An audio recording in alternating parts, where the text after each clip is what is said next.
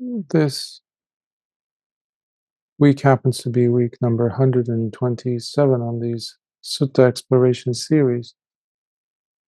And for today's session, we are continuing the Bhayabherava Sutta. So this will be part 2, because it's a lovely sutta. It's a longer sutta from the Majjhima Nikāya, the middle-length discourses.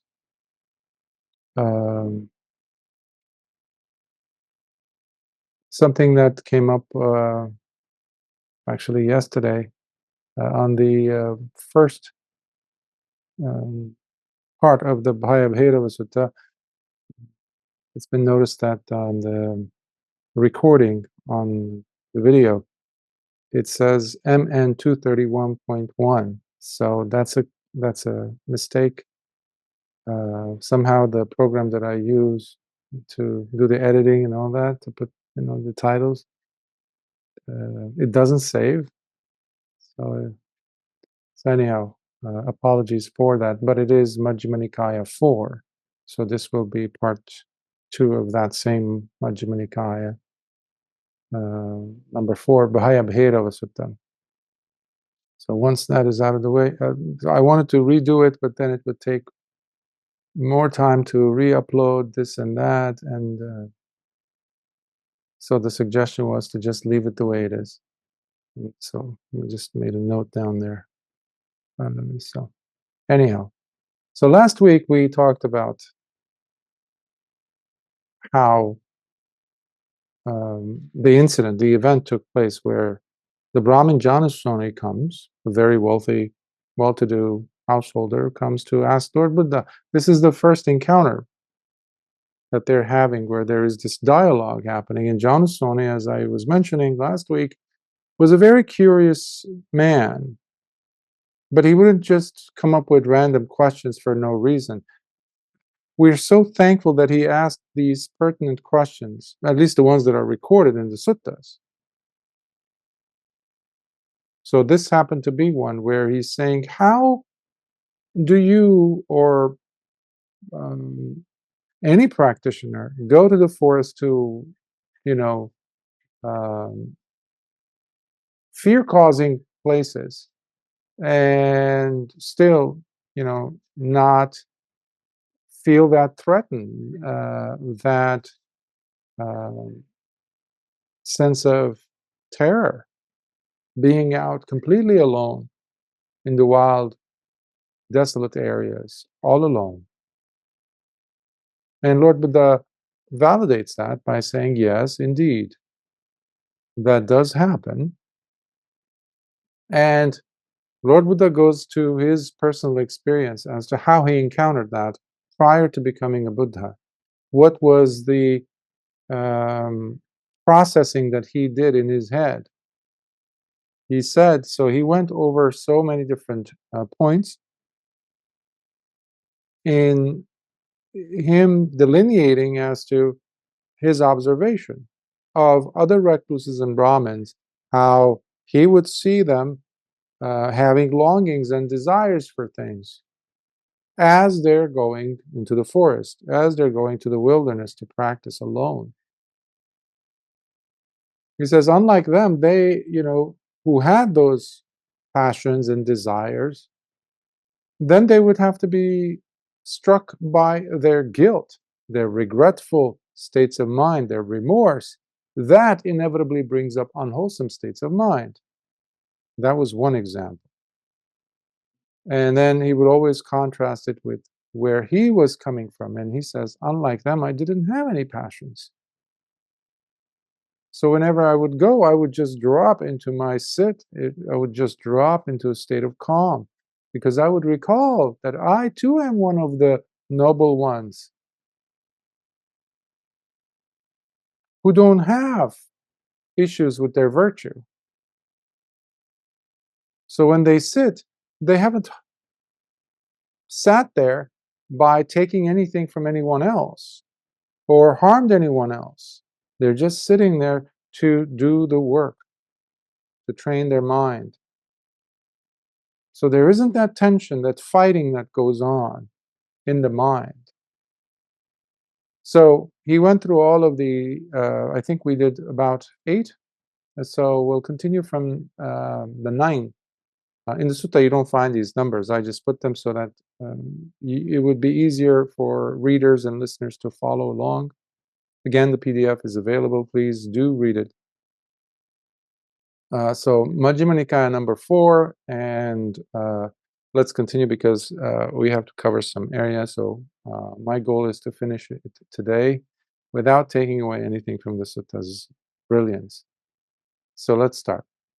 Furthermore, Brahmin, I reflected on how there are recluses and Brahmin religious practitioners who only pretend to be so, for they are, in fact, complete cowards, lacking the spine to live truthfully and to state what is truth, without fear of an unpleasant outcome, even though they may go and resort to remote jungles or uninhabited parts of the wilderness.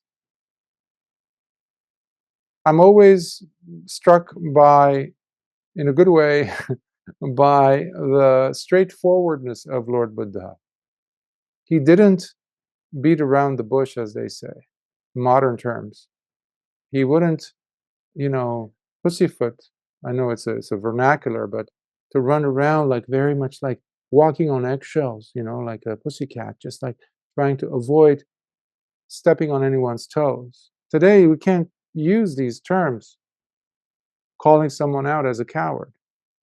Why? Because the culture that we have is so inundated with fakeness, with not saying what you really mean. So Lord Buddha is trying to demonstrate, he's trying to show this man who came to ask him, why? Well, other people, other monks, are cowards, he says. They don't have a spine to say what is what. So there is this dichotomy, this hypocrisy that happens within them. They don't want to say the truth. If something is wrong, it behooves upon us to point out and then say, this is wrong. That is saying the truth, of course, while considering other factors like, am I doing this to destroy the other person? Is there good intention behind it? Is it for everyone's good? Will future generations really be thankful that I did bring this up? Etc., etc. And is this being truthful to the Dhamma? That's a big one.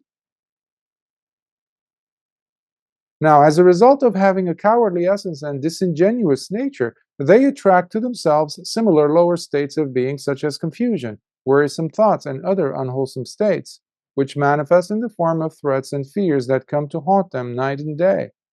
Because if you're worried constantly about what you said and how it might land for other people, specifically what they might start doing in response to what you said, even though what you said is true, if that is what's going on in your mind, you will not be comfortable. You will not be sitting properly. You will, in fact, be playing with sannyas. You will be playing with fears and threats. Again, we're back to Bhayabherava, threats and fears. Now you are calculating to see what will happen because I said that. Will they like me? Will they dislike me now? Will they send me, if you're a monk, will they give me food? Will they continue sending me the support? For example, that's a big one. Now, when it becomes an issue like that, then you're already in trouble because you have placed something else higher than the Dhamma, plain and simple. If you know that it is Dhamma, then you have nothing to worry about. If you're living with the Dhamma, you have nothing to worry about. But if you are considering, I wish I didn't say that because I don't know, or maybe I'll get an email tomorrow saying, I'm sorry, Bhante, I'm going to stop my support of you. Oh boy, there goes the new wing of the temple, or new statues aren't going to come, or whatever. That means that something higher has been placed above the Dhamma. How can you sit in santutti? How can you sit in comfort, in coolness? You're fighting now. Of course, all these unwholesome states will come up. That's fear. So fear isn't necessarily some vicious, um, animal coming at you in the middle of the jungle to tear you apart. It's not necessarily always that causes fear in people's hearts.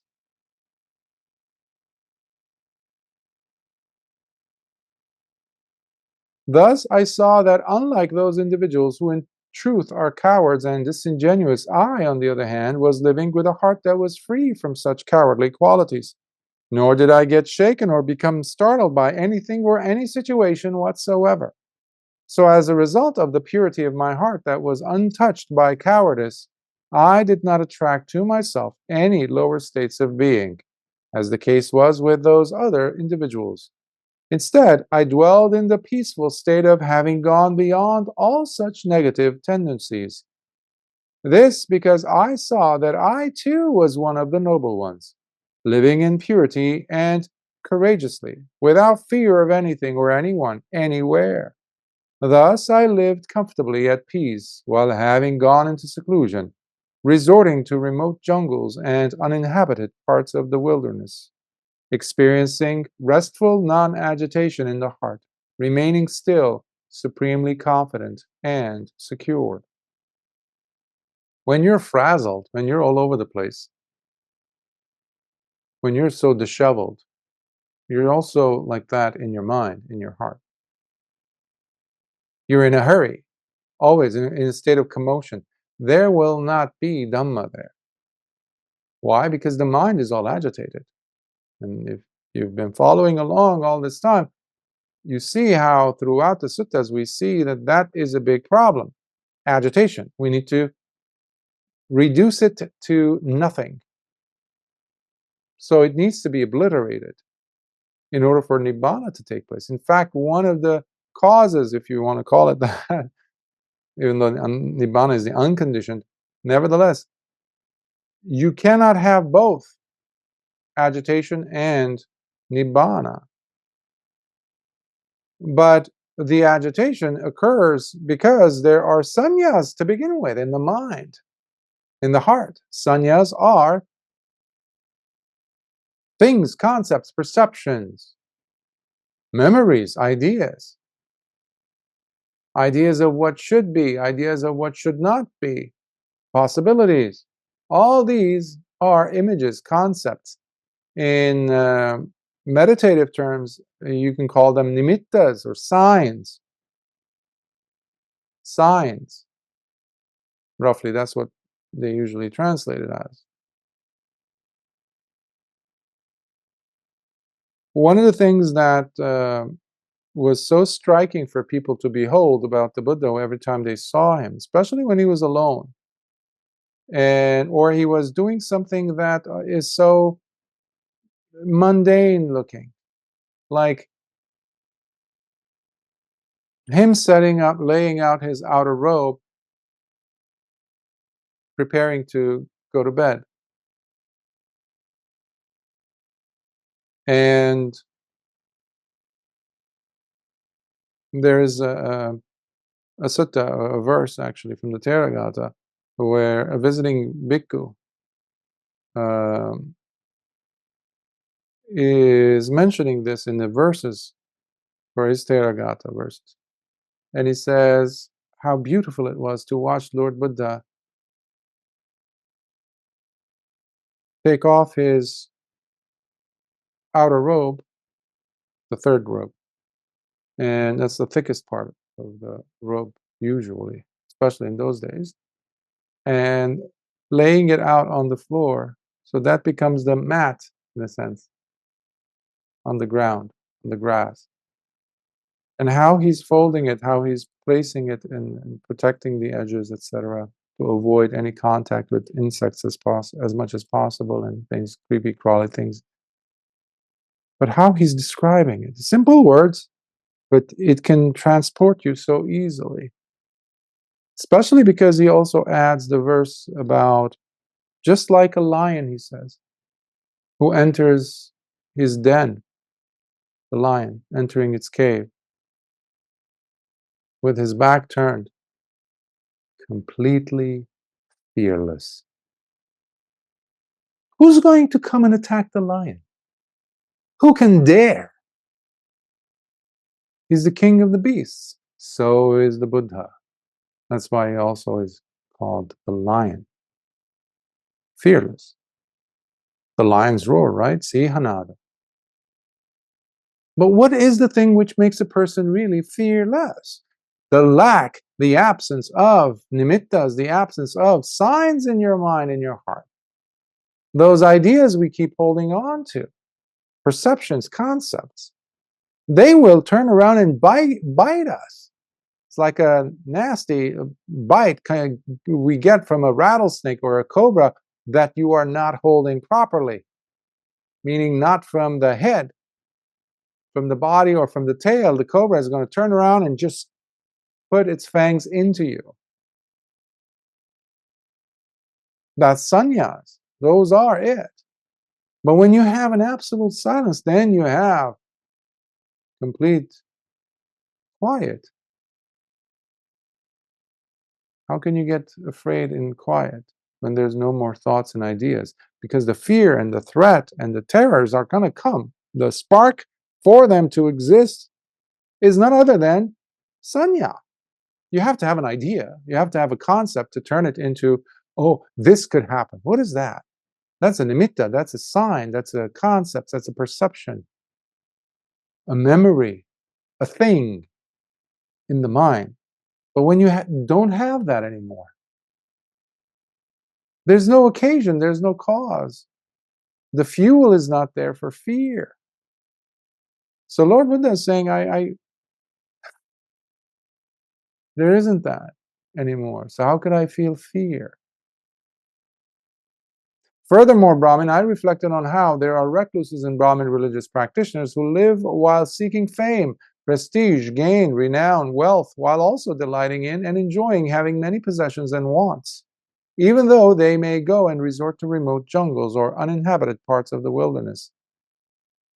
Now, as a result of the lust for fame and gain, they attract to themselves similar lower states of being, such as confusion, worrisome thoughts, and other unwholesome states, which manifest in the form of threats and fears that come to haunt them night and day. When you are after fame and prestige, like I was saying earlier, also with the resources, stopping, possibility of support stopping and ending. Similarly with fame, people are afraid to get even a tiny little dark speck on their reputation. In this case, for vanity's sake, for them to not lose their prestige. We practice sila for our own sake. We practice not for the sake of fame, celebrity status, prestige, ownership of this or that. It's one of those 8 worldly conditions that one has to overcome. Fame or, praise or dispraise, the absence of fame, or getting criticized or shot down to the ground by public and their views and opinions of you. Does it affect you? Does it matter?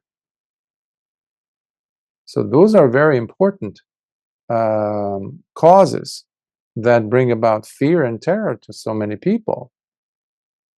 It's a survival thing, I've seen this in my travels around the world where, especially again, in the case of monastics, as in the sutta, people will bend over backwards, as they say, to make sure that whatever they have, the status isn't lost.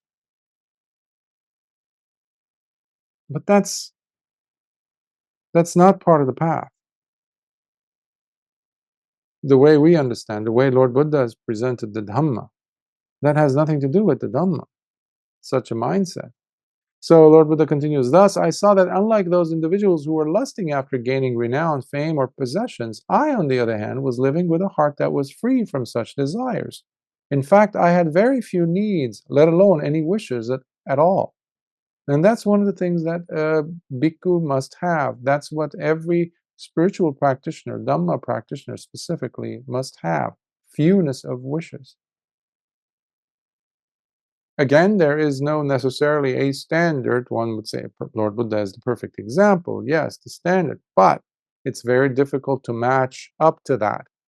But if you can compare this fewness of wishes that you're developing in you, let's say, to how you were before, and you see a contrast, that's already a wonderful head start. So you don't have to compare yourself to others necessarily, but just looking at where you were and where you are now. That's already going to boost your morale up. It's going to give you that sense of confidence, which is very much necessary in this path. To go deeper and to trust more, because you'll be able to sleep better at night, you'll be able to sit better,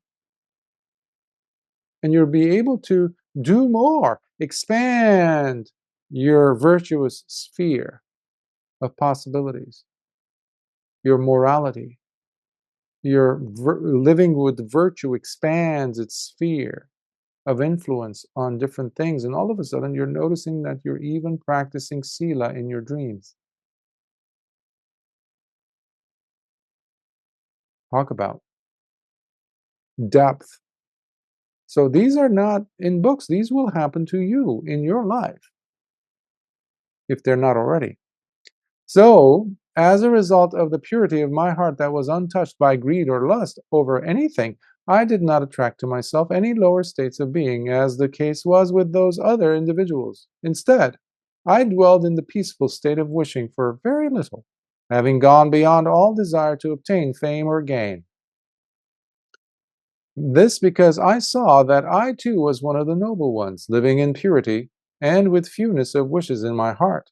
Thus I lived comfortably at peace while having gone into seclusion, resorting to remote jungles and uninhabited parts of the wilderness.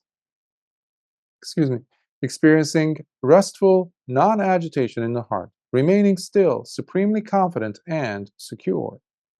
Furthermore, Brahmin, I reflected on how there are recluses and Brahmin religious practitioners who are lazy and live without any effort or genuine motivation to apply themselves, even though they may go and resort to remote jungles or uninhabited parts of the wilderness. Now, as a result of the lack in effort and laziness, they attract to themselves similar lower states of being, such as confusion, worrisome thoughts, and other unwholesome states, which manifest in the form of threats and fears that come to haunt them night and day. Excuse me. Uh, I don't know why anyone would go to the wilderness uh, if they're going to be lazy, if they're not going to apply effort. I mean, you are basically putting yourself in the crosshairs of difficulty. Your resources aren't going to be there as much. Why? Because you chose to be in that state. Okay, so that means you're preparing the mind to do things different, meaning work with more intensity. So why would you not apply to yourself? Like at one time was at a retreat. It wasn't very long. It was only about 2 week retreat. But I saw a person who had also come in at that retreat, and it was a monastery setting. He was a layperson. I was at the time a layperson. But I saw how he went to the abbot and asked how he could actually fix things, this and that. So he was in the lunchroom, he was constantly talking with people, doing things, doing that. So there was no practice.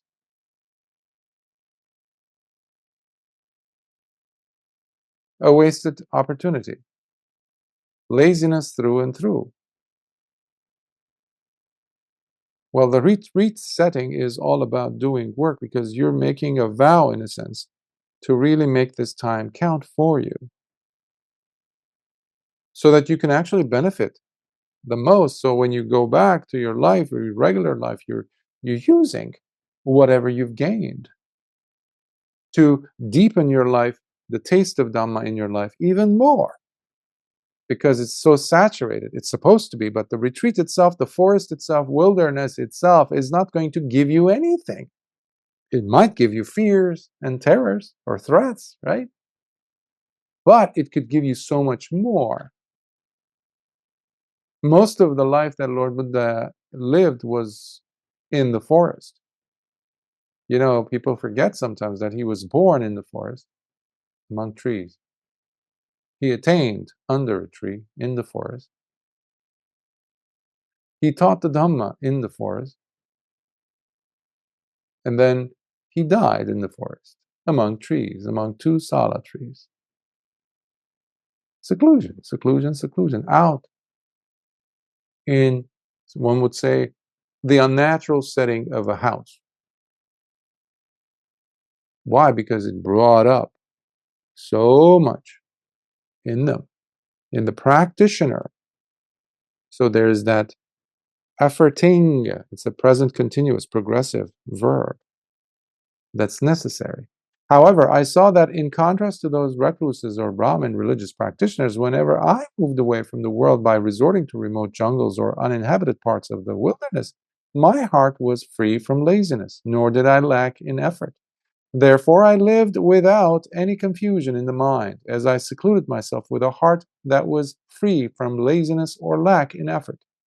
Thus, I saw that unlike those individuals who were lazy and not driven at all, lacking in effort, I, on the other hand, was living with a heart that was brimming with energy, fully driven to practice with an abundance of genuine effort.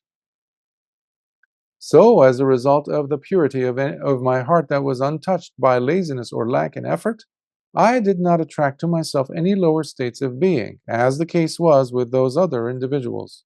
Instead, I dwelled in the peaceful state of applying myself with full effort. This because I saw that I too was one of the noble ones, living in purity, driven and engaged with full effort. Thus I lived comfortably at peace, while having gone into seclusion, resorting to remote jungles and the uninhabited parts of the wilderness, experiencing restful non-agitation in the heart, remaining still, supremely confident and secure. Furthermore, Brahmin, I reflected on how there are recluses and Brahmin religious practitioners who are not mindful at all, nor possess full awareness of themselves and the world, even though they may go and resort to remote jungles or uninhabited parts of the wilderness. Now, as a result of the lack in mindfulness and full awareness, sati, sampajanya, they attract to themselves similar lower states of being, such as confusion, worrisome thoughts, and other unwholesome states, which manifest in the form of threats and fears that come to haunt them night and day. Sometimes on retreats, even though one is supposed to maintain noble silence, communication just for the sake of communicating and killing time, as it were, um, some might do that observably, but when they're by themselves, they continue talking. Especially when they're, sometimes they would hum a song or a melody or the chatter in the mind. That's the noble silence in reference to, by the way, the noble silence that's in the mind. So it's important to not just be concerned whether someone's there to look at you, or to be observing you, or cameras are there. The camera of sati and sappajanya, are they there or not? Should be the question. To really allow you to listen to your heartbeat, to hear the quiet, to feel if there is enough texture of an effort there from you, or if there's any hatred or anger, resentment, jealousy, greed, passions, basically, agitation. Therefore, I lived without any confusion in the mind, supported by ever-present mindfulness and full awareness, as I secluded myself with a heart that was, supported by ever-present mindfulness and full awareness. Thus, I saw that unlike those individuals who were unmindful and lacking full awareness, I, on the other hand, was living with a heart that was always mindful and fully aware. So, as a result of the purity of my heart that was supported by ongoing mindfulness and full awareness, I did not attract to myself any lower states of being, as the case was with those other individuals. Instead, I dwelled in the peaceful state while applying myself and with full effort. This because I saw that I too was one of the noble ones, living in purity, possessing great mindfulness and great full awareness. Mahasati. Thus I lived comfortably at peace while having gone into seclusion, resorting to remote jungles and the uninhabited parts of the wilderness, experiencing restful non-agitation in the heart, remaining still, supremely confident and secure. When you have your back, as they say in English, when you are there only to support yourself, then you have the greatest army to protect you. Nothing can shake you. You don't need like the Spartan army with the 300, right? The Battle of Thermopylae and things like that. You don't have to have the entire Roman army behind you to support you or something, or the you know Persian army. No, they can't hold a candle next to a mind that is there fully, in full support of yourself, in quiet. When you have sila, samadhi, panya, you're untouchable. Untouchable.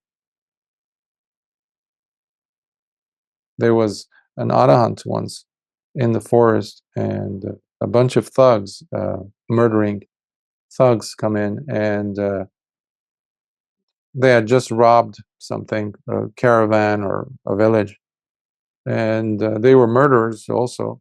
So they come in and they want to do a sacrifice to their god, or and they see this bhikkhu sitting there meditating. And they poke him with the blade. They're like, "Okay, we're gonna kill you. By the way, you're gonna be our sacrifice." And he's like, "Okay." Doesn't even flinch. Doesn't you know? His breathing doesn't change. His behavior doesn't change. He doesn't turn around like this. How many of? Is there a way? Is there an escape route or something? No, he's just sitting there, looking at them, still full of life, but completely untouched by the looming death. And the head of the thugs, the gang, turns to him and he says, "Aren't you afraid?" And he says, "From what?" "We're going to kill you." He says, "So?" He's like, "Who are you?" And he says, "I'm a Buddhist monk." He was an Arahant, not just a Buddhist monk. He was an Arahant Bhikkhu. And now, with their swords and blades and their teeth growling, all of a sudden they change. In his sphere of quietude, they saw something they never had. They always were promised that, in the sense of safety and security, which they had to go and take from others, kill others, etc., to give them the semblance of safety and security. No one, so blades, banks, they're not safe. Why? Governments, countries, they're not safe. Why? Because they need to have borders. They need to have guns, cameras, this and that, protecting them. That's not safety, ultimately. But this man was living without any borders. Anyone could come, and so now they became afraid of him, to the point where the gang leader becomes a student of his. He turns his life around, and in fact, he becomes a bhikkhu, and in time, I believe, he also becomes an arahant. So obviously, they don't kill him. But look at the sense of refuge, because ultimately, you are taking refuge in something so viscerally real. It has to do with you. That is what you're taking to the wilderness with you. That's why you are untouchable like a lion going into its den. Furthermore, Brahmin, I reflected on how there are recluse and Brahmin religious practitioners who were constantly lost in wandering thoughts, utterly at the mercy of their ever distracted minds, who could not attain to samadhi, even though they may go and resort to remote jungles or uninhabited parts of the wilderness. Now, as a result of distracted minds and inability to attain any states of samadhi, they attract to themselves similar lower states of being, such as confusion, worrisome thoughts, and other unwholesome states, which manifest in the form of threats and fears that come to haunt them night and day. However, I saw that in contrast to those recluses or Brahmin religious practitioners, whenever I moved away from the world by resorting to remote jungles or uninhabited parts of the wilderness, my heart was always under control, never tormented by thoughts, in addition to attaining to the various states of samadhi. Therefore, I lived without any confusion in the mind, as I secluded myself with a heart that was not tormented by thoughts. Thus, I saw that unlike those individuals who lived with distracted and uncontrolled minds, meaning agitation, while being unable to attain any samadhi, I, on the other hand, was living with a heart that was still and able to attain samadhi anytime, anywhere. So, as a result of the purity of my heart that was calm and collected, by attaining samadhi and thus never falling victim to distracting thoughts, I did not attract to myself any lower states of being, as the case was with those other individuals. Instead, I enjoyed the stability of heart, remaining in samadhi. This because I saw that I too was one of the noble ones, living in purity and free from distracting and wandering thoughts, while also attaining to the various states of samadhi. Thus, I lived comfortably at peace while having gone into seclusion, resorting to remote jungles and uninhabited parts of the wilderness, experiencing restful non-agitation in the heart, remaining still, supremely confident and secure. If you've ever gone into, let's say, seclusion, especially into an unnatural, that meaning you're not used to it.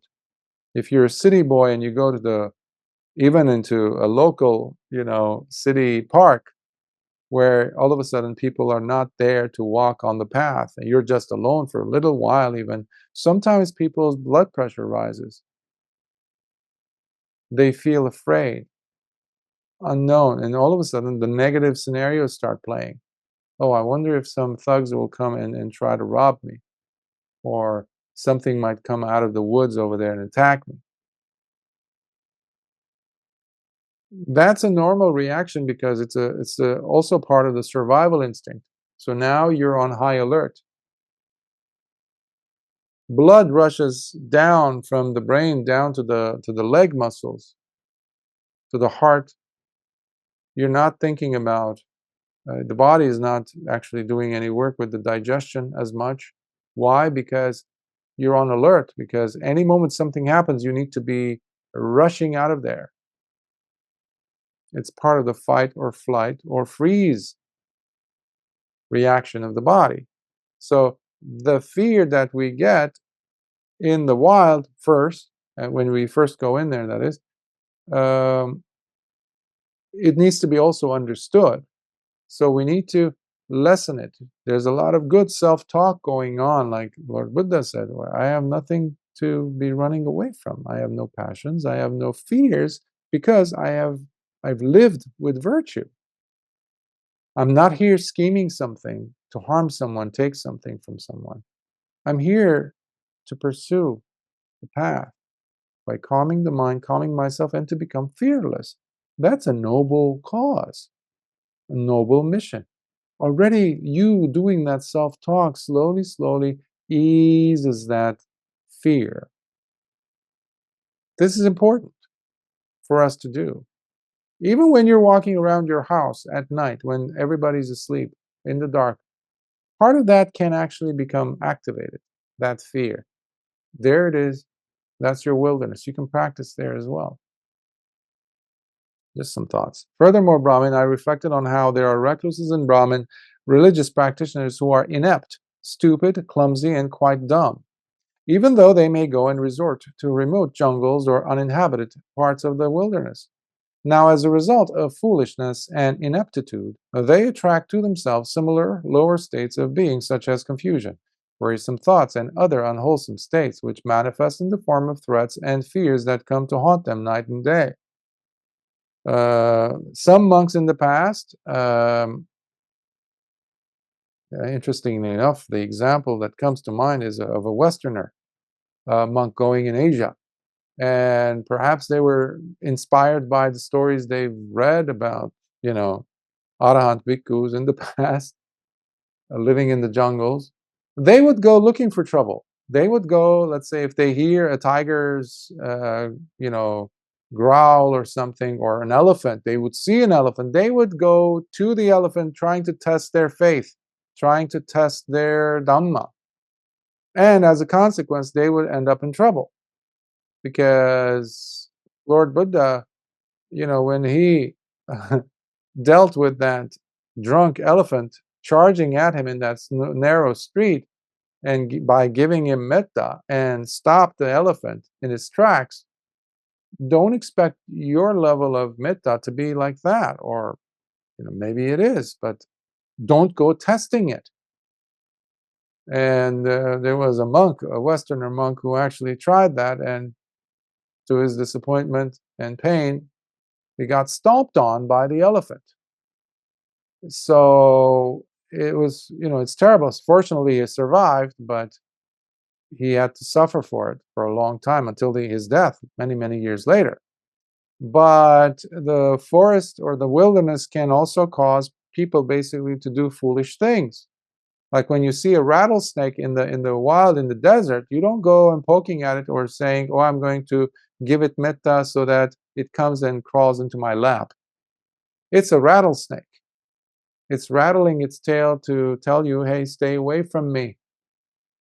So this sutta, I'm saying these things because people need to know this sutta doesn't encourage you to go ahead and test it out by pushing the boundaries.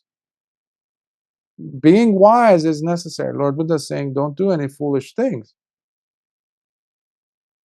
However, and also doing self-mortification is quite foolish. He did that for 6.5 years. There are and there were recluses or yogis who look at the animals in the forest and they try to mimic them. That's how you have those who practice the way of the dog, the way of the cow, the way of the ox, the way, all these stupid things have nothing to do with any Dhamma, actually. However, I saw that in contrast to those recluses or Brahmin religious practitioners, whenever I moved away from the world by resorting to remote jungles or uninhabited parts of the wilderness, wisdom dominated my heart. Therefore, I lived without any confusion in the mind, as I secluded myself with a heart that was dominated by wisdom. Thus, I saw that unlike those individuals who were clumsy, stupid, and foolish, I, on the other hand, was living with a heart that was beaming with the light of wisdom. So, as a result of the purity of true wisdom in my heart, I did not attract to myself any lower states of being, as the case was with those other individuals. Instead, I dwelled in the security and imperturbability of wisdom, unshakability. This because I saw that I too was one of the noble ones, living in the purity of wisdom and its unshakability. Thus I lived comfortably at peace, while having gone into seclusion, resorting to remote jungles and uninhabited parts of the wilderness, experiencing restful non-agitation in the heart, remaining still, supremely confident and secure. That sense of security has to be there. Sati brings that to you. But there needs to be a growing level of trust in the practitioner. In this manner, Brahmin, while witnessing the absolute power of wisdom in my heart that is truly unshakable in its supremacy, I remained for long stretches of time in the seclusion of those remote jungles and uninhabited parts of the wilderness, experiencing restful and non-agitated gladness in my heart throughout. Now we get to the second part of this sutta. Majority part of the sutta is over, but here I titled it "Challenging the Threats and Fears Head On." Then, Brahmin, I had the thought. This is what I was referring to at the end of last week's session, where I said Lord Buddha is going to give us methods, practical methods that we can actually apply to address the fears head on. I had the thought, he says. There are those special nights on certain days of the month that are known as being especially difficult for most to be spent in the wilderness, all alone. Dates such as the 14th, the 15th, and the 8th of the fortnight. These often they were adopted because the laity that had come from other traditions now become Buddhists. They were saying, Bhante, we used to do this. How come we don't do it now in this tradition? So Lord Buddha said, sure, we'll do that, because it was an opportunity to gather the community of all the different sanghas, meaning the four aspects of the community of Buddhist sasana, bhikkhus, bhikkhunis, upasakas, and upasikas together.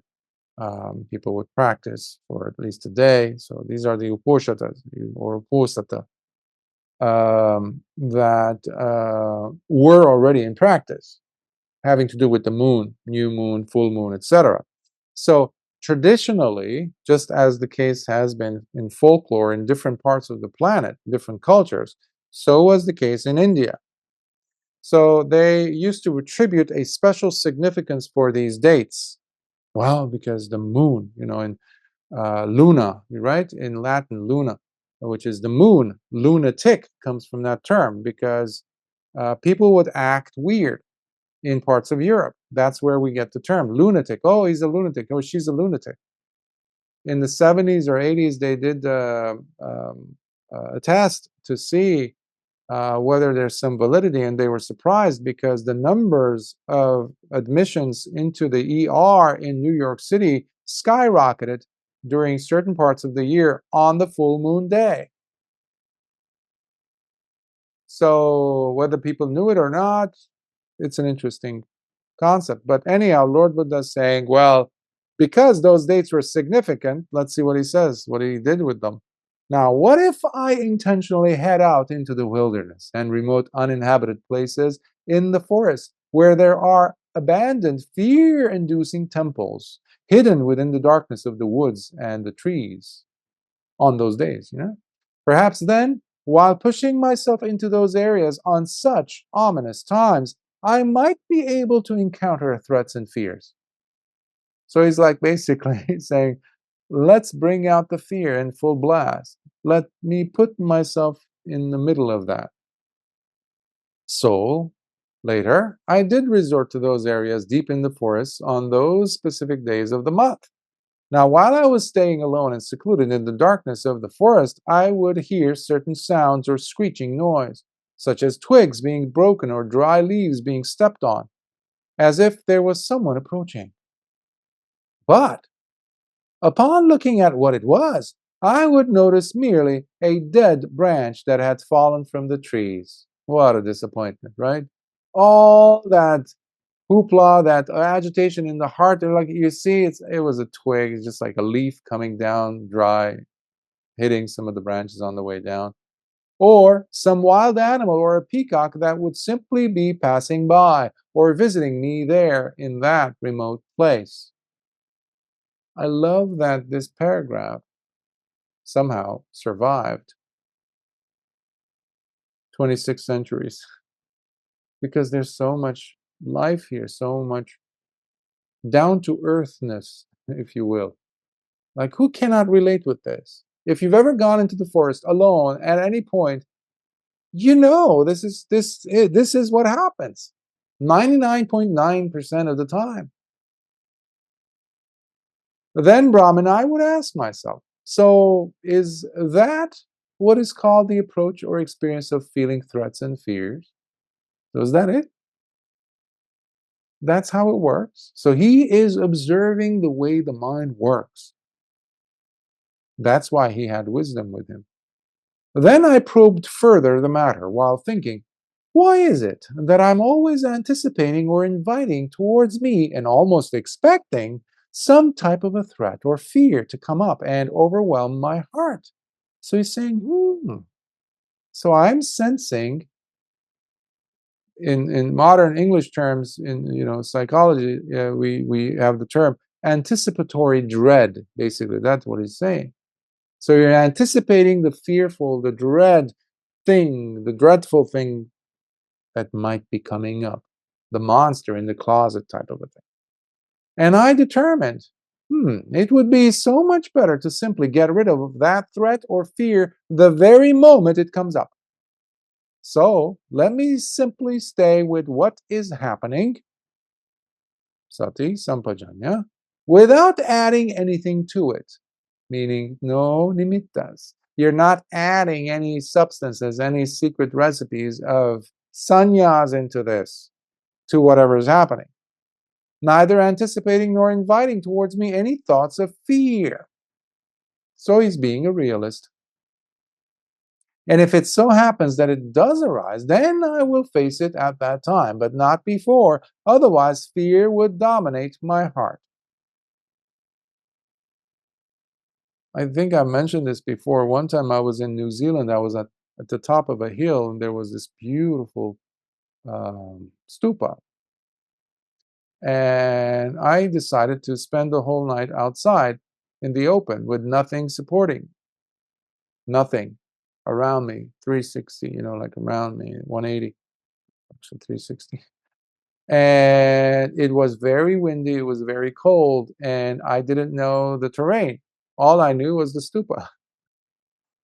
I sat there, and especially with my past, having PTSD, severe PTSD growing up, complex trauma, in fact, it was interesting watching the mind coming up with scenarios, papanjas, because close by there were many fields, but I didn't know, but there were sheep around. So there's a fence, electrical fence, but the sheep, I would hear like breathing heavy. You would even hear the sound of the like saliva dripping in some cases. So you're hypersensitive. And then I would hear hooves or steps getting closer, and all of a sudden the mind takes off, of course. Like, oh, this is going to happen. This is what's going to happen. I said, whatever it is, a sheep, cow, pig, whatever, a dragon. The only way I'm going to find out is once I'm eaten or I'm being eaten. Then I'll know, oops, okay, I guess it was a big animal with big canines. Okay, but this is why I'm here. The wind was blowing like crazy, But it was interesting just observing what the mind does with a very, very, very little data, a sound or the wind. Oh, maybe the petas are going to come. Or maybe this is, yeah. If they come, we'll have a party. Let's see. They'll sit with me to meditate. Later, while I was practicing walking meditation, I noticed that threat and fear subtly came up. But this time I resolved not to go and sit somewhere, or to lie down, or to even stand still. Instead, I determined to keep walking back and forth in meditation, observing that threat and fear closely until they disappeared. This is exceedingly important, what Lord Buddha is saying, what he did. Typically, majority of us, if not all of us, will do one of the other things that Lord Buddha was not doing, other than what he was doing. Meaning, the mind will like to run away from that intense moment. Check yourself next time something like this happens. You notice something. So there's a high pitch, there's a high, a probability for you to feel fear at that moment. And what do you do in relation to what you were doing already when that happened? So Lord Buddha is doing chankama here. He's going back and forth, walking. And then he noticed something. Maybe a twig, or maybe he stepped on a twig. Or he heard something. And the mind is, because it's like hyper vigilant, just like boom, like a German shepherd. You're like boom, the ears perk up, and it's like you're on alert. It's like, I'm going to keep walking. I'm watching, I'm observing, but I'm going to keep walking. And that will intensify the fear, for sure. Why? Because you did not end up doing something else, which is the tendency of the mind. And Lord Buddha saw that. Psychologists today could actually benefit tremendously from this. He knew this 2,600 years ago. He says, I resolved not to go and sit to meditate, because the mind can convince you, like, yeah, I'm not afraid. I'm going to go ahead and I'm going to sit now. I think I walked enough. Or I'm going to go lie down to kind of close my eyes and tell myself that it's going to be okay.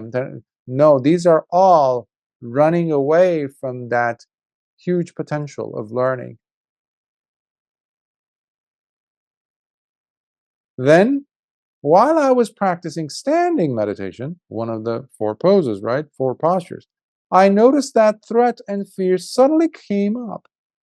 This time also, I resolved not to go and sit somewhere, or to lie down, or to even start walking, trying to push the fear away, because that's what you would be doing if you change what you were doing prior to that spike in experience of threat. Because it is subterfuge. You are actually dissipating. You're minimizing the importance of what is happening, because what you're doing is you're teaching your mind to become unconquerable, unvanquishable. That's another term for Lord Buddha. Conqueror. Vira. A warrior. So can you stand your ground? In this case, especially because even walking actually is a little bit easier to do than standing. Right? If you've ever done standing meditation and something happens, talk about sankharas showing up, especially bodily sankharas, where you feel the muscles wanting to move this way or that, not just the breathing this time. You feel the muscles in the arms. You're feeling, if your sati is well developed, you will feel the blood vessels starting to pump more and more blood. As the muscles become animated in certain parts of the body, your legs, the quadriceps especially, getting ready, pumped up with blood. Then what? For what? For the possibility to get on the attack, run away, flight away. But you're standing. That takes tremendous power. Now, you're not doing self-talk. This is very important. There's a subtle difference here, very important difference though. You're seeing the fear come up. You're feeling the threat. You are in the middle, like you're in the, like a sponge, a dry sponge in the middle of the ocean. You're feeling the wetness of threat. You're completely exposed, and that's a quality that needs to be there, to developed. That is a healthy vulnerability with wisdom. You didn't see Lord Buddha throwing himself into a lion's den or into in the path of a raging wild animal like a tiger. No, he was just practicing standing meditation, and the fear come up in him. That is practicing the Dhamma. So I didn't invite this, it came. My job is to greet this visitor, this sanya, this perception. Because you might not be walking, or you might not leave your standing meditation and go to sleep, which is running away from it, by the way, from the fear. But doing self-talk also would be something like that. It would be running away, because you are trying to muffle. It's subterfuge. You are covering up the intensity of the fear. It's like turning on the radio in an empty house so that you feel like you're not alone, almost something like that. But you're wasting a valuable opportunity. Instead, I determined to keep walking back and, Instead, I determined to continue standing up, still in meditation, observing that threat and fear closely until they disappeared. That observation means that and don't think that it will take minutes or hours for it to go away, because sati's spotlight will blast the threat or fear away rather quickly.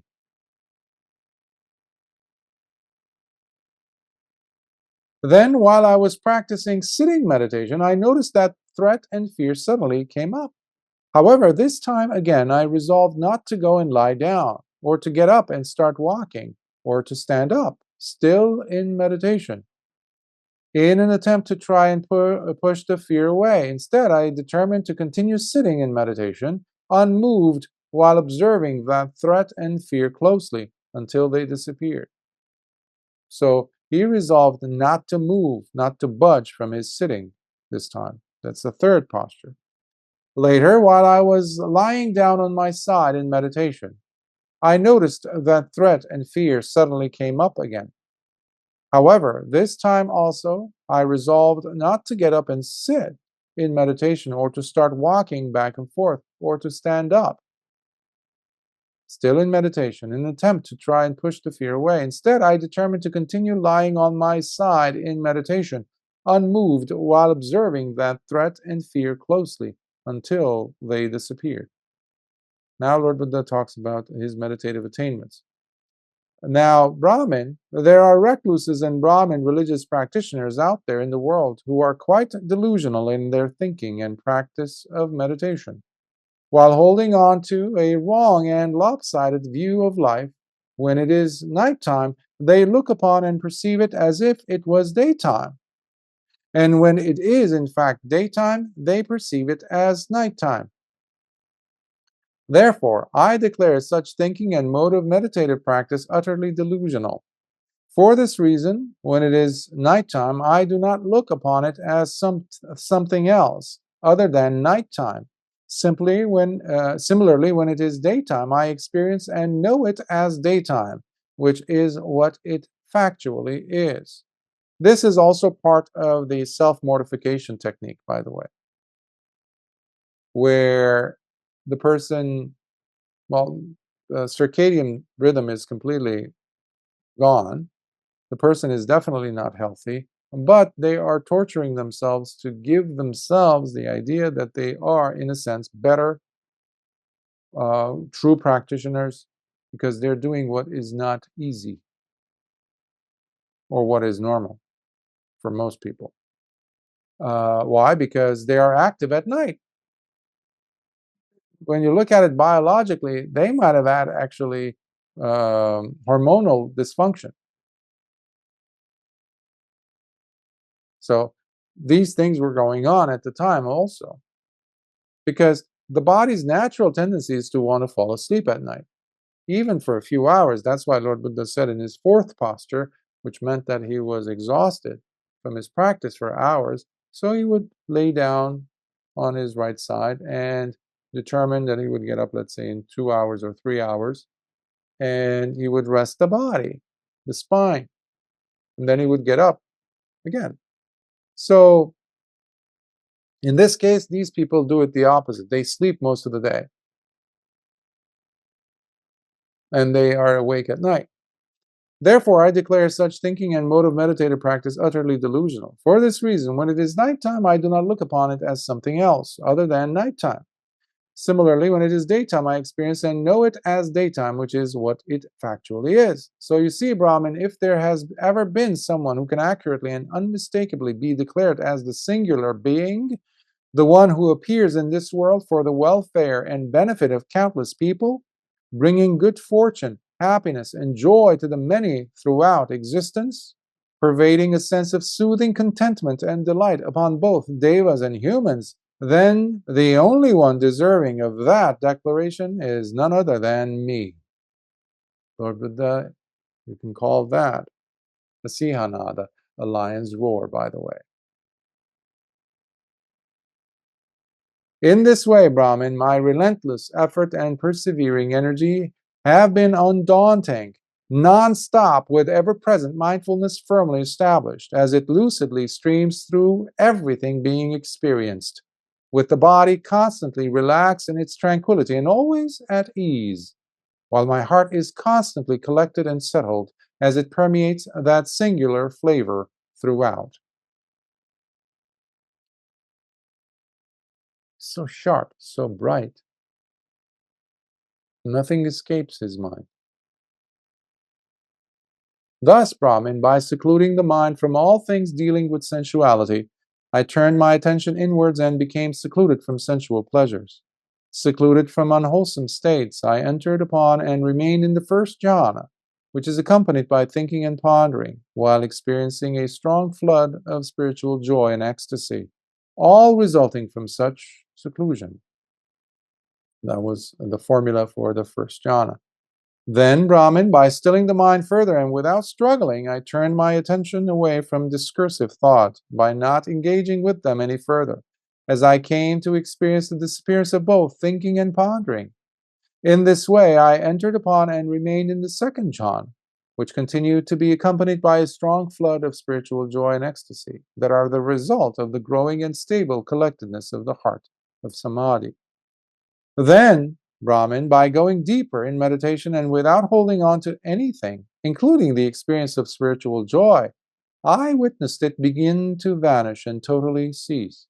Thus, I abided in a state of equanimity, while being mindful and fully aware, still feeling a subtle ecstasy throughout, as I entered upon and abided in the third jhana, for which reason the noble ones declare, it is such a person indeed who is serenely mindful, abiding in happiness with an ever-present sense of equanimity. So on the third jhana level, that's when we are feeling for the first time this thing, the presence of equanimity. And the mind doesn't know what to do with it, but it's so subtle. It still has bliss attached to it, but it's not full-on equanimity yet. But here there is the introduction. And many people like to stay in this third jhana because it's so comfortable. Afterwards, by giving up both pleasure and pain and having already gone beyond joy and anguish, I remained in a state of purifying mindfulness with the ever-growing sense of equanimity, while experiencing neither pleasure nor pain, having gone beyond both as I attained to the fourth jhana. And when the heart was thus collected and concentrated, purified without any blemish, malleable and in an imperturbable state, I directed the mind to recollect the manifold past lives I have lived. Thus I recollected my many past lives in all their details and features, that is, 1 birth, 2 births, 3 births, 4 births, 5 births, 10 births, 20 births, 30, 40, 50 births, 100 births, 1,000 births, 100,000 births, many eons of world contractions, many eons of world expansions, many eons of world contractions and expansions, recalling them all in this manner. There I was so named, of such a family, with such an appearance. Such was my food and sustenance. Such were my experiences of pleasure and pain. Such was my lifespan. And after passing away from there, I was reborn elsewhere. And there too I was so named, of such a family, with such an appearance. Such was my food and sustenance. Such were my experiences of pleasure and pain. And such was my lifespan, and passing away from there, I was reborn here. Brahman, this was the first true knowledge that occurred in the first watch of the night, wherein the darkness of ignorance completely vanished and the brilliant light of true knowledge arose in me, as I remained diligent in my perseverance with aroused energy and resolute in my practice, which is what would happen in the case of any meditator who is equally diligent, resolute, and dedicated. This is the first of the Tevidya, or the three knowledges, or three supramundane, sometimes called knowledges, that happen right before, in the case of many arahants, right before they attain awakening, full awakening. So this is the first, where one is able to see one's own past lives. You're like watching or looking through a book, and you'll see the page numbers, and you see 100,000th page, and then before it, oh, this is the one preceding it, oh, this is the one, and you read, you watch, you see, and you experience it, of course. So that's the first knowledge, Further, now this is the second. Further, with the heart that had become so purified and collected, free from any defilements and without any blemishes in it, workable, flexible, soft but steady, and also imperturbable, I directed it to know the disappearance and reappearance of beings, their births and deaths, basically. Thus, by utilizing the divine eye, which is pure and far superior to those of human and other beings, I applied the psychic power of knowing the destination of beings as they die and reappear into the different realms of existence.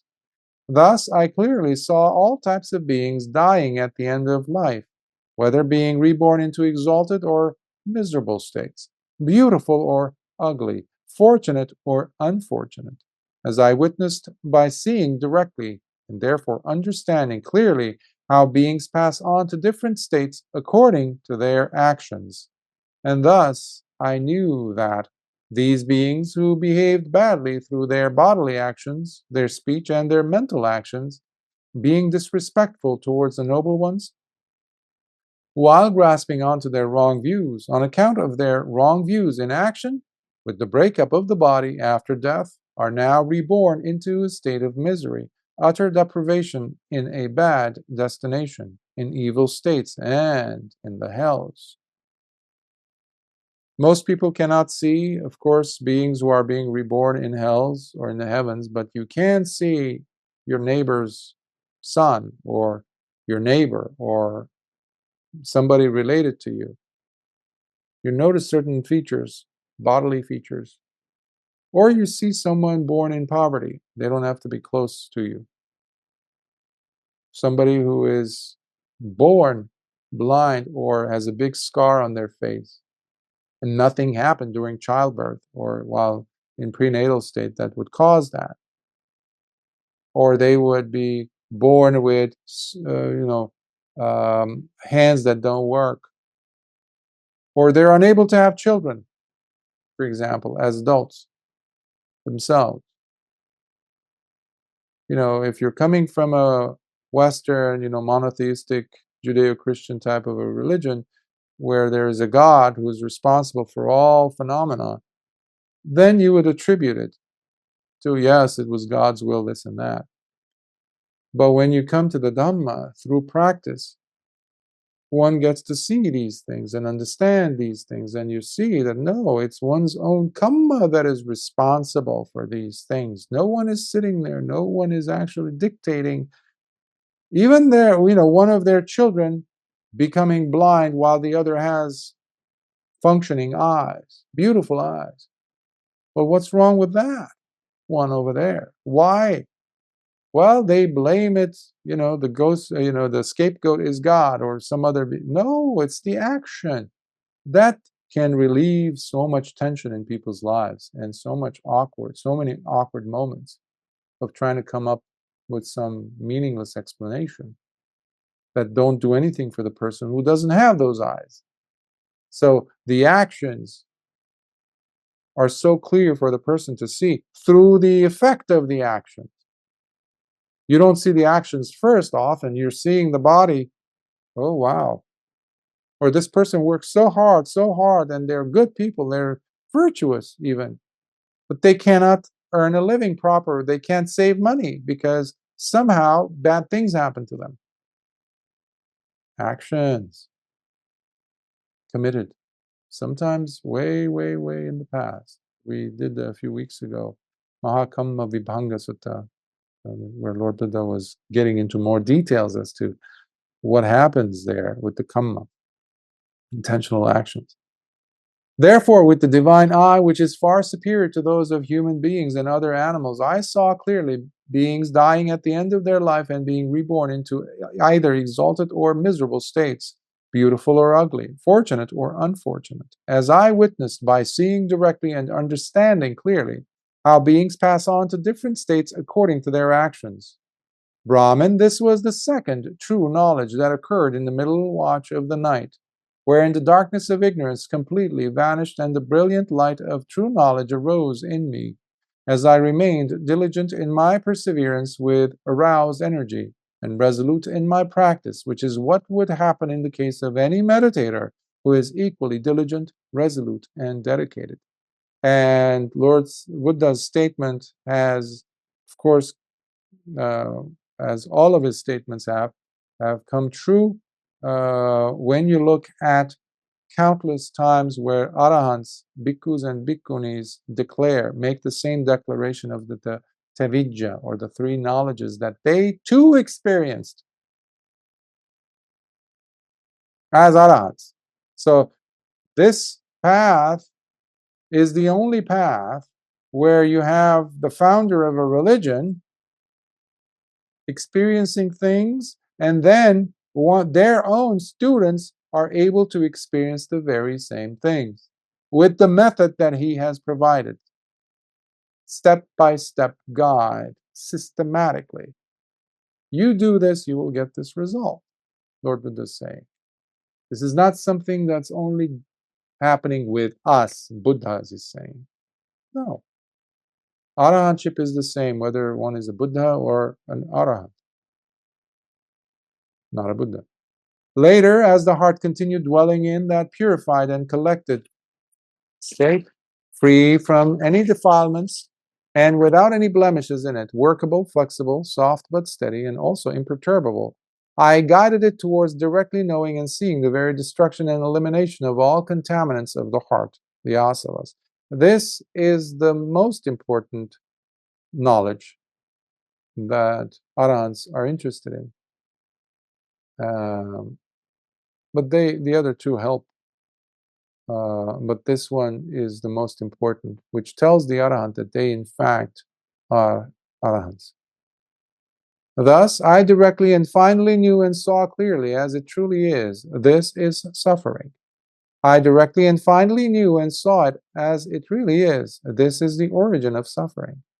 I directly and finally knew and saw as it truly is. This is the cessation of suffering. I directly and finally knew and saw as it truly is. This is the path leading to the cessation of suffering. Also, I directly and finally saw as it truly is. These are the contaminants, the asavas, contaminating the heart, by the way. I directly and finally saw as it truly is. This is the origin of the contaminants. I directly and finally saw as it truly is. This is the cessation of the contaminants, the asavas. I directly and finally saw as it truly is. This is the path leading to the cessation of the contaminants. And when I knew and saw directly in this manner, my heart was liberated from the contaminant of sensual desire, from the contaminant of the desire to re-become, and from the contaminant of ignorance, kamasava, bhavasava, and avijjasava. When it was released thus, there arose the sublime knowledge in me. I am liberated, and I directly knew immediately. Birth is now finally destroyed. The holy life has been fully lived. What had to be done has now been done. There is nothing more to be done, nor there is any further state of re-becoming waiting for me. Therefore, Brahman, this was the third true knowledge that occurred in the last watch of the night, wherein the darkness of ignorance was finally and completely destroyed and gone. The brilliant light of true knowledge, surpassing everything, arose in me, as I remained diligent in my perseverance with aroused energy and resolute in my practice, which is what would happen in the case of any meditator who is equally diligent, resolute, and dedicated. Now, Brahman, you might start thinking that perhaps the recluse Gautama is still not free from lust, hatred, or delusion even today, as he may seclude himself in some remote forest, jungle, or uninhabited part of the wilderness. However, that would not be a wise or fair way of looking at it. And why is that? It is because, as far as I'm concerned, Brahmin, there are only two possible reasons to seclude oneself in remote forests, jungles, or uninhabited parts of the wilderness. This is for him. Two possible reasons for Lord Buddha, that is. Whenever I feel the need, it offers me quite a lovely opportunity for seclusion, simply to get away from the crowds and their distractions.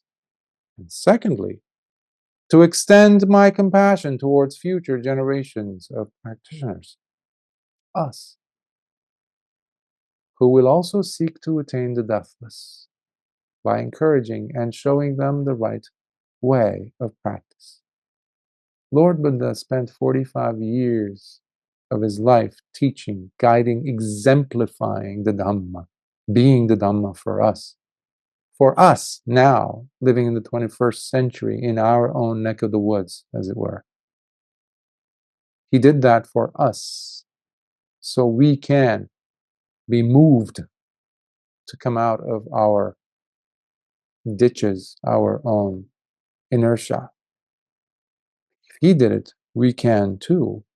And he says, that's why I resort to jungles. I go there. When this was said, the Brahmin Janusoni exclaimed in the presence of the Blessed One, truly, Master Gautama certainly is showing such an enormous compassion towards all future generations of practitioners. Indeed, the Blessed One most surely is the self-awakened Buddha, the Arahant himself. This is when Janusoni is knowing for a fact, he's now an upasaka basically, about to declare, it is marvelous, it truly is wonderful. Master Gautama has clarified the Dhamma in many ways, as though he were to turn upright what had been turned upside down, revealing what was hidden, showing the way to one who was lost, holding up a lamp in the dark for those with eyesight to see. Bhante, I go to the Blessed One for refuge, and to the Dhamma and to the Sangha of Bhikkhus. May the Blessed One accept me as his lay disciple, who has taken refuge in him from today until the end of life. Sadhu.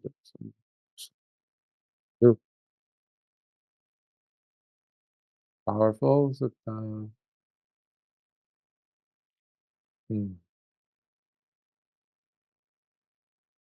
That phrase occurs countless times,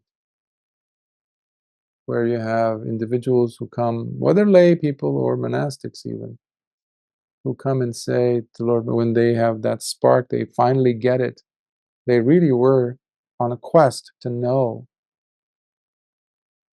And after the Dhamma discourse that Lord Buddha gave them, just like in the case of Janusoni now, he says, Bhante, it was like somebody who had been living in the dark for ages, and then you come in and you flip the light switch. They didn't have light switches, but as if something was toppled, was turned upside down, and you fix it. Or somebody who comes in and uses a lamp into a room that's completely dark. Now, those with eyesight can see the Dhamma is still available, although dying fast. It's fading away fast, but it's still available.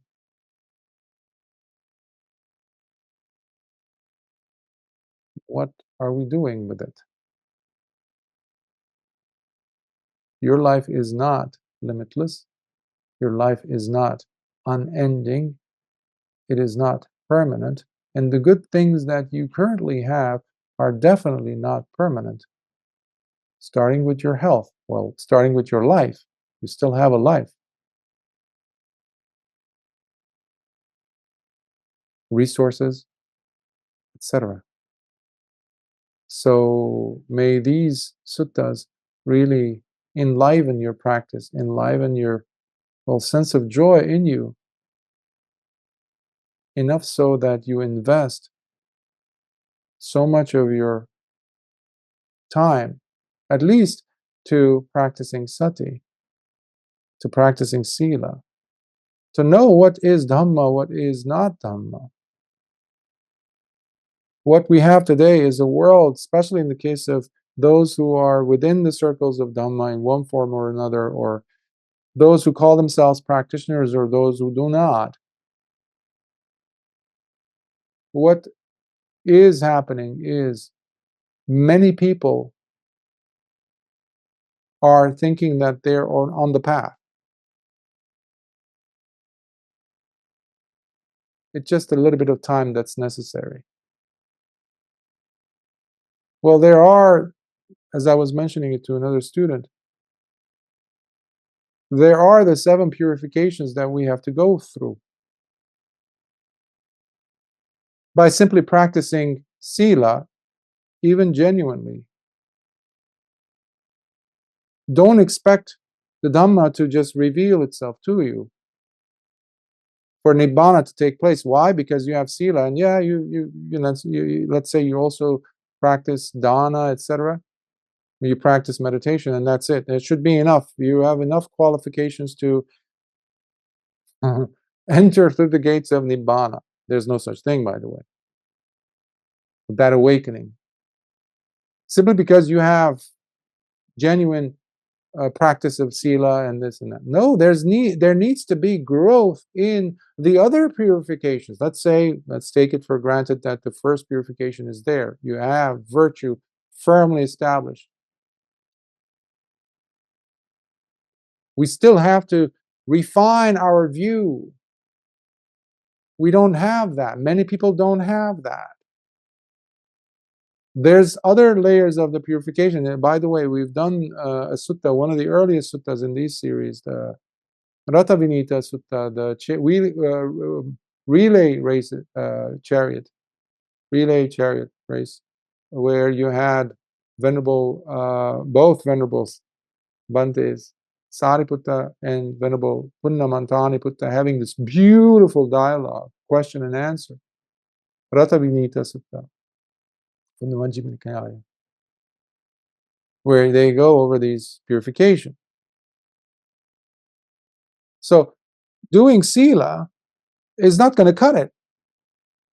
That's why you have hundreds of thousands of Buddhists today, really good, hardworking in the field of sila, virtue development, who believe that they're there or they're on the way, almost on the cusp.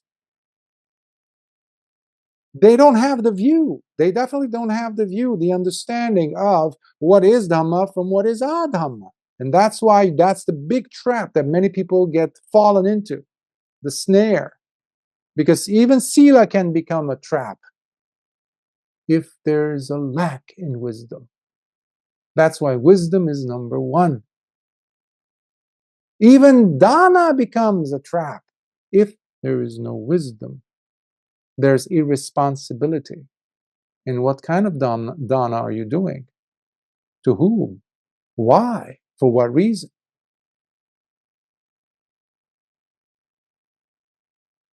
So this path is fully engaged. It requires us to be fully engaged and to go the distance, because every time you're going through these layers of purification, you're purifying yourself. Your understanding is getting better. The problems you had in the past are no more.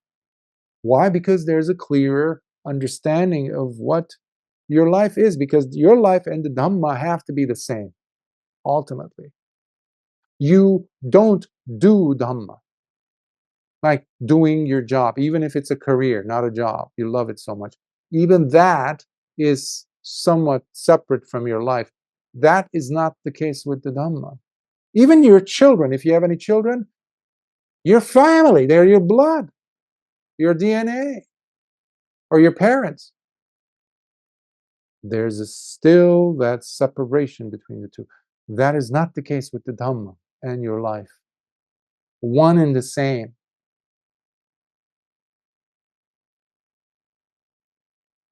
So how much are we willing to put into it, to practice, instead of telling ourselves certain things that have nothing to do with reality?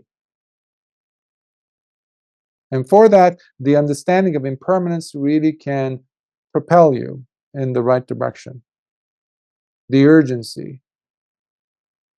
Wow, things aren't going to stay the same. Yes, they're going to change. But remember, the Dhamma is fading out. You don't have to believe me for that. You can even listen to Bhante Nyananda, especially in his later sermons he gave. You see this also in the writings of in the different nuances of it expressed in Ajahn Mun's statements. Arahants, both cases, by the way. And even Lord Buddha announced it centuries ago. But you can just look around in the world and see, okay, is it getting better or worse? But am I actually developing? That should be a resounding yes, in the presence of joy in your heart. So I'll pause here and see if there are any questions, comments.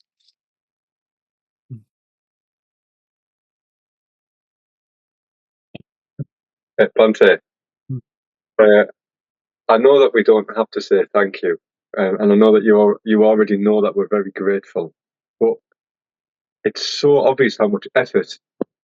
I mentioned this to Aya the other day, actually, how much effort you actually go to, because even like reciting this out loud, out verbalizing it is hard work physically, but it's just amazing. How much effort you go to, considering especially if we looked at other translations, maybe 70% of this, maybe 80 would be ... So thank you. I just want to say that. Thank you.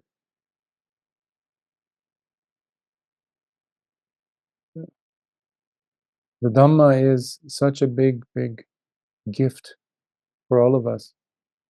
And how could we stand there and let it die?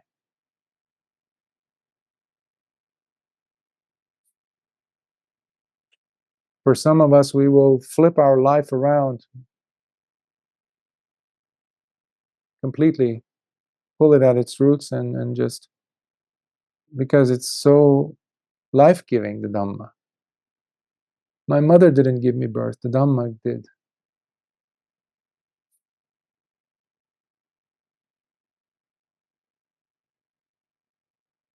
The Dhamma's, it tastes sweeter than my mother's milk. And that's not we have to be extremely respectful towards the Dhamma.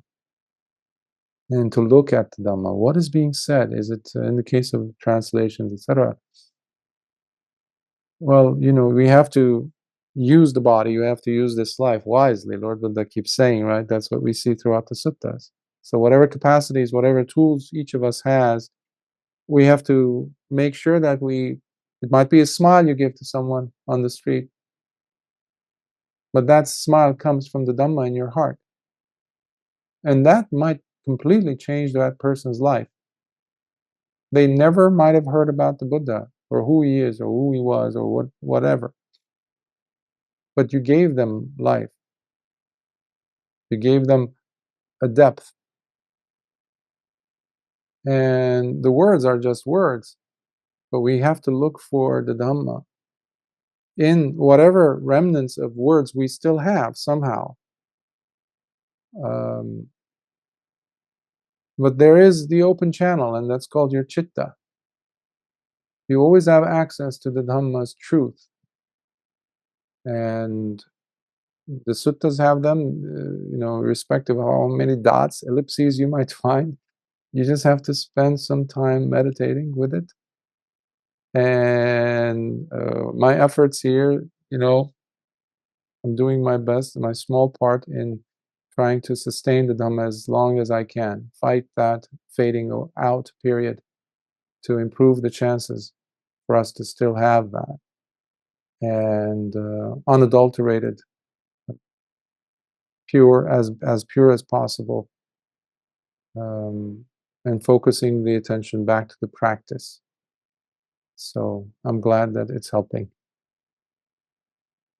The rewards of which, the work that you highlighted, I share with everyone who has taught me, all my students, everyone, and especially the devas, and the brahmas, who have everything to do with it, and giving me the energy to continue, which I'm surprised. So it's it's real. The things that we read about, these things that we just read at the end of the sutta, are real. The hells are real. The heavens are real. The attainments are real. Nothing is hearsay about this Dhamma. Nothing.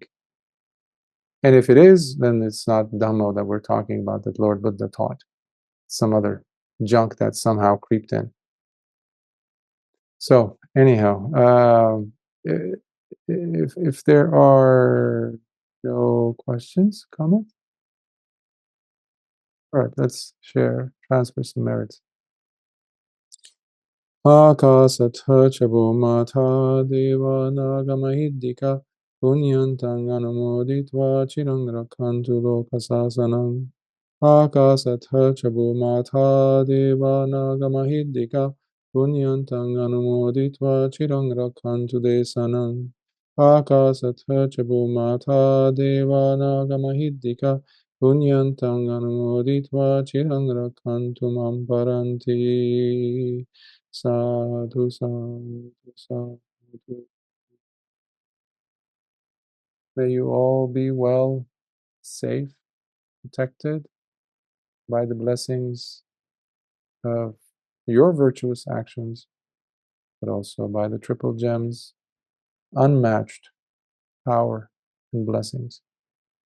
May you and your loved ones be all protected, prosperous, healthy, and may your practice deepen, deepen, and deepen every day. Till next time. Sukhi Hot.